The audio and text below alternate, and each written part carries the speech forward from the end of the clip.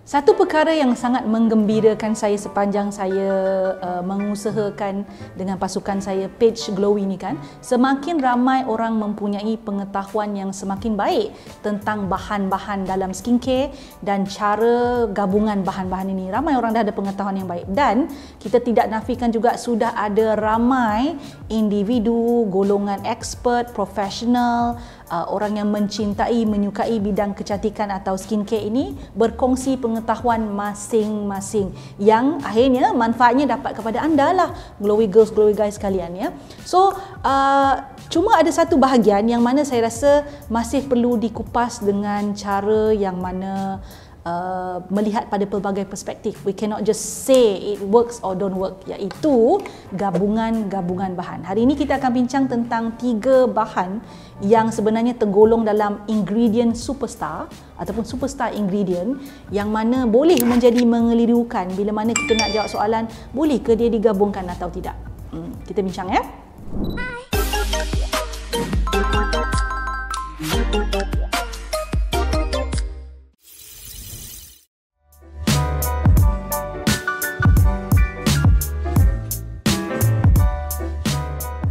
Hi Glowy Girls, hi Glowy Guys, Puan Mary here. Selalu tak sebut pun perkenalkan diri kan, ngada nak perkenalkan diri supaya ingat selalu kan. Okey, baik.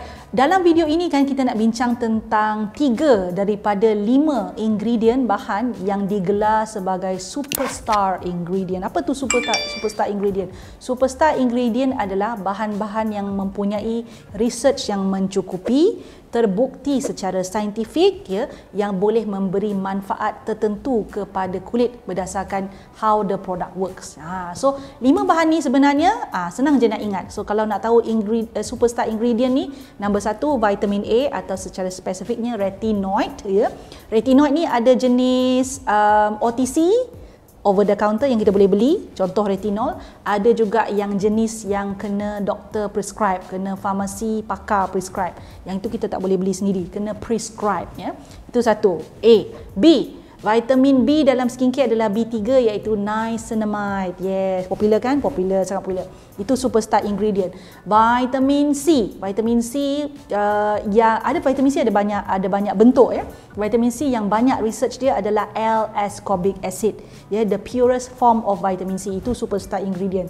2 lagi yang kita tak bincang dalam video ni, but just so that you know, AHA dengan BHA itu superstar ingredient dan hyaluronic acid. So 5 superstar ingredient. Kenapa dipanggil superstar ingredient? Saya dah bagi tahu tadi. Adakah ingredient yang tak tersenarai dalam 5 ni tak bagus? Tak macam tu ya. Dia macam kita tengok penyanyi lah. Superstar singer siapa? Siti Nurhaliza, betul tak? Superstar kan? Anwar Zain, betul tak? Tak kata penyanyi lain tu tak bagus, tapi bila kita sebut superstar, dia level dia lain ya. Boleh je pakai produk yang lain, tetap boleh beri kesan yang bagus untuk kulit masing-masing. But let's discuss 3. Hari ini kita bincangkan 3, iaitu retinol, L-ascorbic acid atau ascorbic acid, vitamin C dah tu ya. Dan juga yang ketiganya adalah niacinamide. Selalu menjadi sesuatu yang mengelirukan kerana 3 superstar. Bayangkan dalam satu lagu 3 superstar duet. Siapa nak nyanyi dulu? Siapa nak nyanyi kemudian? Mengelirukan. Siapa nak ambil chorus? Chorus tu paling best. Kan? Gitu pengalaman tengok orang nyanyi-nyanyi kan, macam itulah kan ni. So kita bila bincang dalam skincare, 3 bahan ini dia mengelirukan kerana 3 dia very powerful.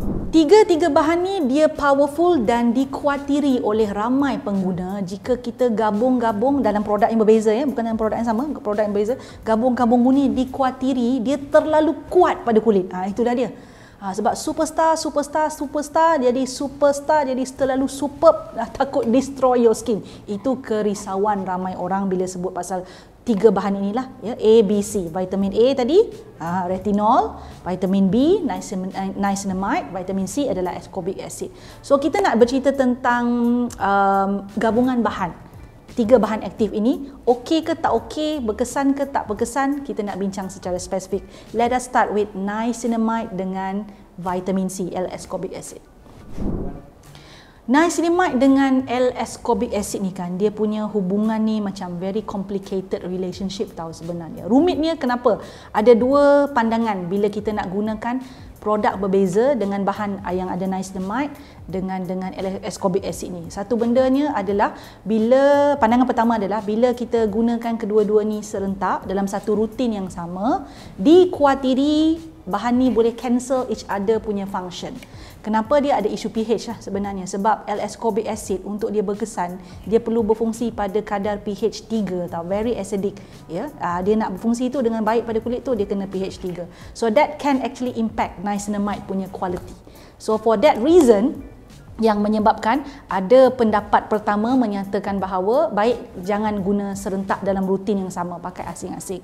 Itu pendapat pertamalah. Kedua juga ada yang menyebut bahawa boleh je pakai sama-sama. Yang penting kita tengok pada kadar ataupun peratusan bahan tersebut. So kadar peratusan tu kalau dia tak tinggi, contoh L-ascorbic acid tu mungkin 2%, 3%, 5% rendah lah ya.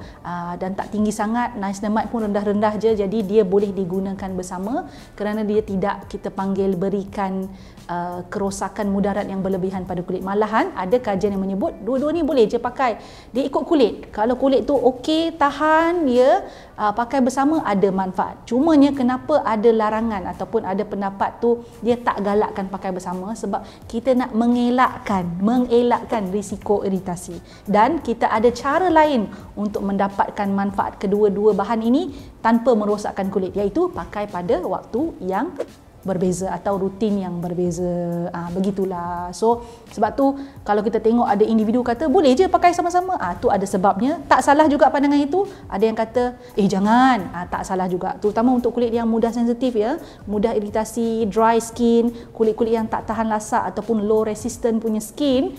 So digalakkan untuk tak gabungkan dua produk yang mengandungi dua bahan ini.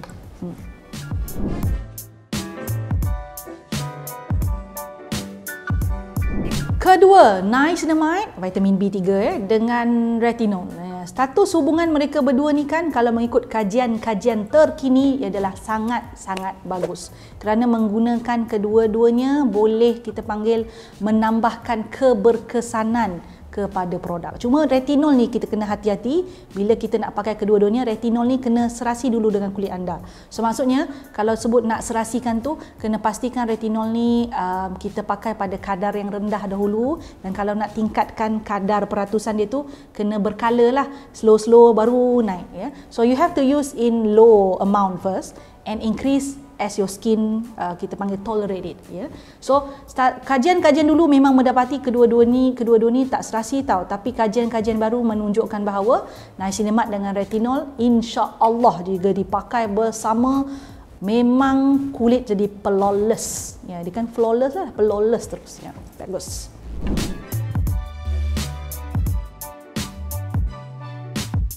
Ketiga, L-ascorbic acid, vitamin C dengan retinol. Status hubungan diorang ni sebenarnya pun macam agak rumit juga sikit ya.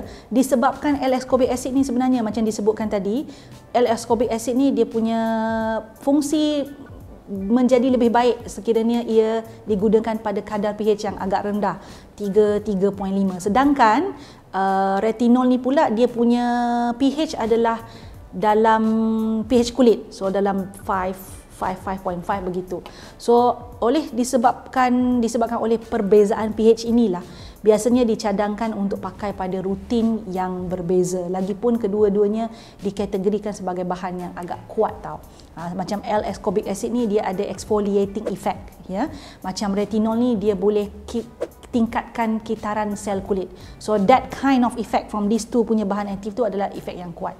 Walau bagaimanapun memang ada orang yang mendapati bahawa mereka serasi menggunakan kedua-duanya, terutama kulit yang high resistant. So saya tak mengatakan benda ni berdasarkan bahan saja.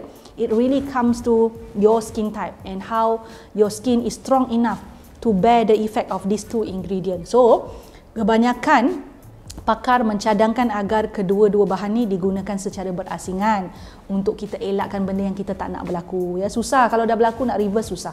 So biasanya L-ascorbic acid kita akan pakai sebelah siang, dan juga retinol tu kita pakai pada sebelah malam. Itu yang dicadangkan.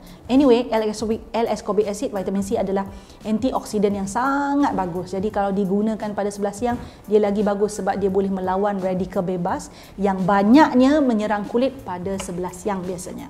Okey?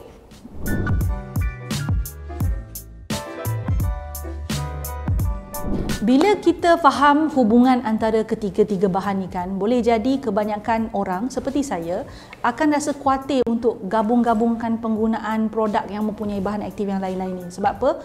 Kalau dia damage skin barrier kita, susah nak patah balik kan. Tapi ada juga orang tak takut, dia pakai terus, tu tak menjadi masalah. Tapi kalau kita nak gabung-gabungkan ni, kita kena hati-hatilah. Atau anda boleh ada pilihan lain, iaitu anda boleh terus dapatkan produk yang ada ketiga-tiga bahan yang superstar ingredient ini. Tak payahlah nak fikir gabung-gabung. Dapatkan dalam satu produk sahaja. I would like to share with you the new product yang saya pakai dan saya rasa sangat puas hati. I've been using it for coming 2 weeks now. Dan ia adalah daripada salah satu brand favorite saya. Anda semua tahu berapa banyak kali dah saya cakap pasal Nihon because it's really good. So this is Nihon new serum guys. Ya Allah, bestnya. This is Nihon Triple Action Serum yang ada 3 bahan yang kita sebut tadi. Ada niacinamide, ada vitamin C, ada retinol. So tak payahlah pening-pening nak fikir gabung tu, gabung ni, kulit sensitif ke tak. Niacinamide dalam serum ni adalah sekitar 5%. Itu bahan utama dia. Niacinamide is really good for your skin. It regulates you punya oil production, Dia memberi kesan juga kepada penghasilan collagen dan elastin, and also it is also impact kita punya kitaran sel kulit. So basically memang superstar lah. Step-step ataupun fungsi-fungsi yang saya sebutkan itu memang antara fungsi yang dimahukan. Kalau kita nak cari dapatkan kulit yang sihat, cantik, glowing ni, itu fungsi yang bagus. And kenapa niacinamide 5% ni bagus? Sebab 5% punya niacinamide dalam banyak kajian menunjukkan itu mencukupi untuk kulit kita. So kalau lebih tinggi daripada itu, ada lagi kulit yang boleh mendapat kesan yang tak baiklah. Dia boleh beri impact yang buruk. 5% is just nice for your skin. Ada vitamin C di dalamnya, of course ada kesan pencerahan, boleh jadi antioksidan juga, dan ada retinol di dalamnya. So this ingredient bagi saya antara formula yang terbaik di pasaran. Selalunya kalau kita pakai serum, dia ada retinol, dia tak ada yang lain. Dia ada satu, dia tak ada ni. Dan dalam ni juga ada sodium hyaluronate. So you don't have to worry, ada glycerin, ada sodium hyaluronate which is hydrating enough. Mula-mula saya risau juga, tapi this is hydrating enough to be put on your skin. So ladies and gentlemen, kalau saya nak bagi star pada produk ni setelah 2 minggu saya pakai, sebab ramai orang komen pada saya, bila nak dapat kulit glowing macam Puan Mary, sebenarnya anda kena tahu rahsianya. This is the one that I'm using. Serum yang setakat ni saya pakai, saya hentikan dulu serum-serum lain dan concentrate on this. And I found that it really helps my skin. So ingat kalau kita pakai serum kan, dia adalah untuk long term tau. Jangan pakai sekali, 2 kali terus mengharapkan kulit glowing. Tak nak macam tu. Dia kena pakai untuk satu tempoh jangka masa yang panjang dan konsisten. So go get it.